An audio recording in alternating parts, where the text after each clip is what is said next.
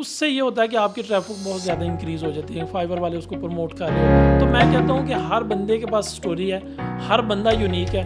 अगर वो यूनिकनेस आप सोशल मीडिया पे नहीं लेके आएंगे तो आपको कोई नहीं जानेगा। तो हमारी वो डिस्क्रिप्शन जो है वो भी फजूल है और ये फ्री ऑफ कॉस्ट है, कोई इसमें चार्ज नहीं है। हम अपनी जेब से एक्सपेंस कर रहे हैं उस मीटअप का। स्पीकर्स को बुलाने के बजाय हम अपना नॉलेज शेयर करें। आपके पास अपनी एक सक्सेस स्टोरी है, वही लोगों को बताएं। हमारे पास प्रो बैच है जिसका मतलब यह है कि हम टॉप 1% पे एंड 2019 में मुझे मिल गया था वो प्रो बैच। और उससे ये होता है कि आपकी ट्रैफिक बहुत ज़्यादा इंक्रीज़ हो जाती है, फाइवर वाले उसको प्रमोट कर रहे होते हैं। फिर आप फाइवर के सक्सेस मैनेजर से मेरी मीटिंग्स हो चुकी हैं, ठीक है।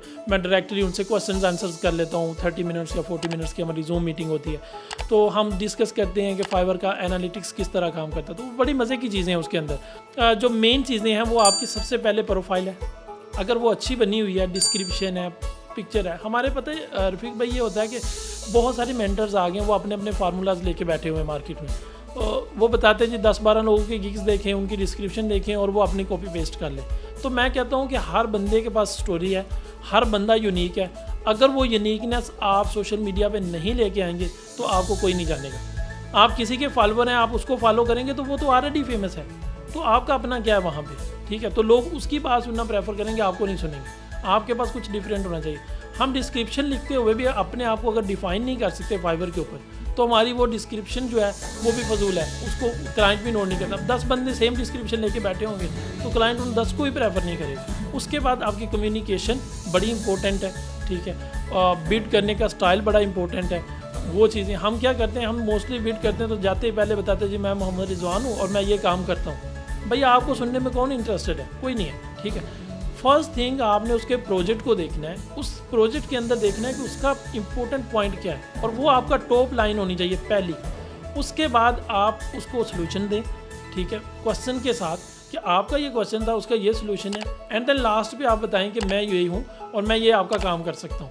तो क्लाइंट को जब लगता है कि ये मेरी बात कर रहा है, मेरी प्रोडक्ट की बात कर रहा है, तो वो इंटरेस्टेड होते हैं आपकी उस बिड के अंदर, उस प्रपोजल के अंदर। बहुत बहुत शुक्रिया रिजवान भाई। मुझे ये बताएं कि जो आपका अकाउंट बना हुआ है उसकी जो गिग्स हैं, आप शॉर्टली उनके बारे में बता दें कि आपने कौन कौन सी गिग्स बनाई हैं, कौन कौन सी सर्विसेज आप दे रहे हैं। ठीक है, हमारी जो मोस्ट इंपॉर्टेंट गिग है वो लारावल की है। उसके बाद एसईओ की सर्विसेज बहुत अच्छी है हमारी चल रही है, वो भी हम दे रहे हैं। प्लस में गूगल शीट, एक्सेल की सर्विसेज। मेरा एम ये है कि आप एक ही जगह पे सारी सर्विसेज प्रोवाइड कर दें ताकि क्लाइंट आए वो आपका होकर रह जाए, उसको किसी और जगह पे जाने की ज़रूरत ही ना पड़े। मतलब ये हुआ कि आपका जो स्टोर है वो एक तरह का शेख की दुकान है, जहाँ से सुई से लेकर ट्रक तक की हर चीज़ मिलेगी ऑनलाइन की दुनिया में, आप कह सकते हैं। जी माशाल्लाह, ज़बरदस्त। अच्छा रिजवान भाई, मुझे ये बताएं कि आपका फ्यूचर प्लान क्या है।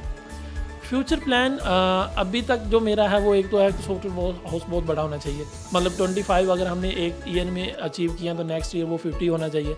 और इस तरह एटलीस्ट 400 to 500 डेवलपर्स मेरे पास बैठ के काम करें।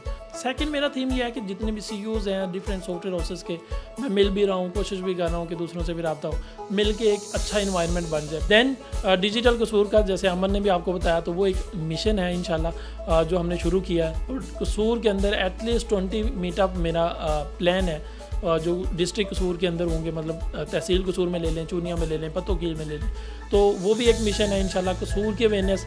और ये फ्री ऑफ कॉस्ट है, कोई इसमें चार्ज नहीं है।